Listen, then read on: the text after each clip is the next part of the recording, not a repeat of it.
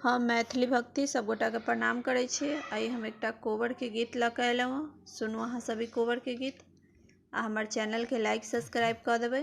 जय मैथिली, जय भक्ति। कमल के फूल धने ठाढ़ी भेली कनिया सुहबे नयन सोझरइलो रहे। कमल के फूल धने ठाढ़ी भेली कनिया सुहबे नयन सोझरइन लो रहे। घर से बाहर भेली सासु से अपन सासु किए सुहबे मुहबा मलिन है। घर से बाहर भेली सासु से अपन सासु किए सुहबे मुहबा मलिन है। किए मन पड़लौ सुहबे माए बाप भैया।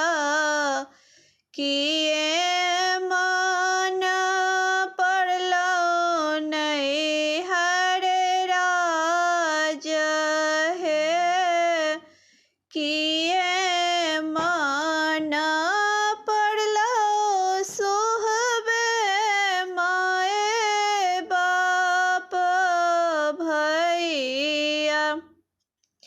किए मन पड़लौ नैहर राज है। कमल के फूल धने ठाढ़ी भेली कनिया सुहबे नयन से झरइन लो रहे। नहीं मन पड़लै सासु माए बाप भैया।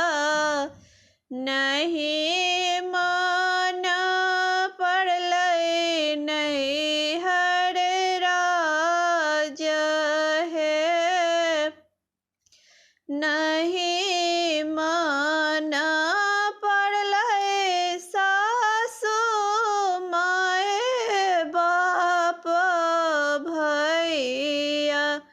नहीं मन पड़लै नैहर राज है। एक मन पड़लै सासु अहीं केरा बेटबा जिनका बिनु कोबर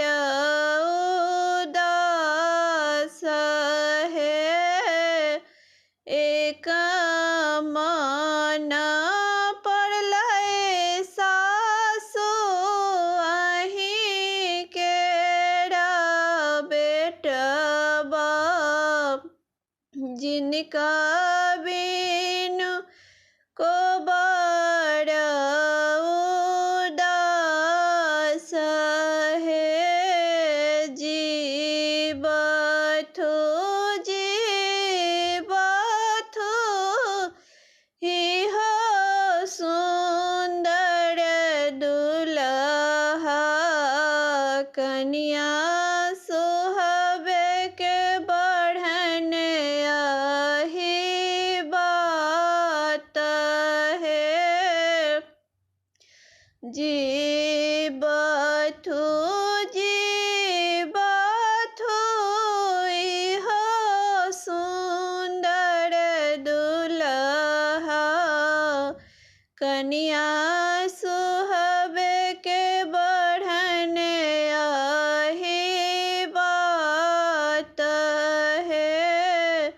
कमल के फूल धने ठाढ़ी भेला, कनिया सुहबे नए